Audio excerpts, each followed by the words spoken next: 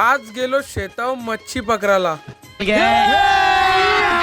अभी मजा आएगा ना भिड. सकाळच उठून अंग बिंग धुवून निघलो डायरेक्ट जेसीबी जवळ, कारण की भाई लय दिवसांची सर्व्हिसिंग वाला आलता, मग करून जेवता. पोहोचलो जेसीबी जवळ ना भाई, आपल्या अख्खी जेसीबीची काही सर्व्हिसिंग करायची नव्हती, खाली वायपर काम नव्हता करत, त्याचाच काम करायचा होता आपल्याला. वायपरच्या आतमधींची मशीन भाई खराब झालेली होती, मग ती काही आणली नव्हती आई. मग जातील ना आता घेऊन येतील, तवसर जाऊ आपण ठाकूरपड्यात काम करायला. मी आतमध्ये बसलो तरी या भाईला शेंगतो चल चल होणार ना, ती नवीन मशीन लावून टाकू. तर यो भाई शेंगतो होल बोलतोय त्याला, हेंगला चल बरं एकदाशी नवीन टाकू. हल्ली जिथं तिथं बघू भाई पाणी लय जोरान पडतं, मग हल्ली लाईटीचं पण लय प्रॉब्लेम चालू होत. मग म्हणून आले लाईटी बनवायला. आता जेव्हा आपण पण खड्डा मारू काम करून निघलेलो होतं भाई, पण होती लागतच कवा ना कवा कोणचे माग ना आपले माग पण हज भाई. ट्रॉफिक मध्ये कवशे अटकले, अजूनही ट्रॉफिक के खुलतच ना. कवा पोहोचायचो मी तिथं नाक्यावर मशीन लावली ना, घेतली लगेच नवीन मोटर टाकायला. आता ती खराब झाली, ती दाखवतो तुम्हाला कशी ती आखी जेलेली आहे. कारली जुनी मोटर ना, केली नवीन फिटिंग. आता जाऊ आपण पण भाई डायरेक्ट मच्छी पकडला. आता फ्रीज झालो मी. आता 2 hours later.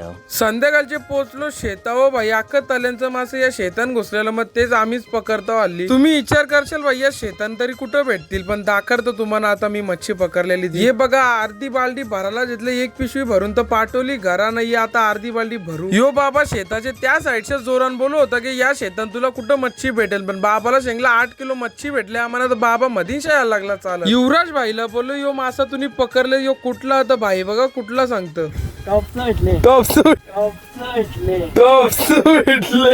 मारला तुला गब्बस. क्या बोला तूने?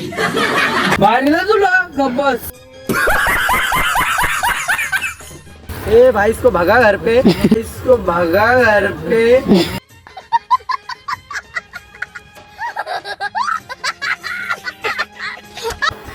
काय बोलतोय यो? तर चला गाईज, यो ब्लॉग कसा वाटला कमेंट मध्ये सांगायला विसरू नका. आणि यो ब्लॉग मी इथंच एंड करतो. आवडला असेल तर युट्यूबला सबस्क्राईब करा आणि इंस्टाला फॉलो आणि लाईक करा. Bye bye.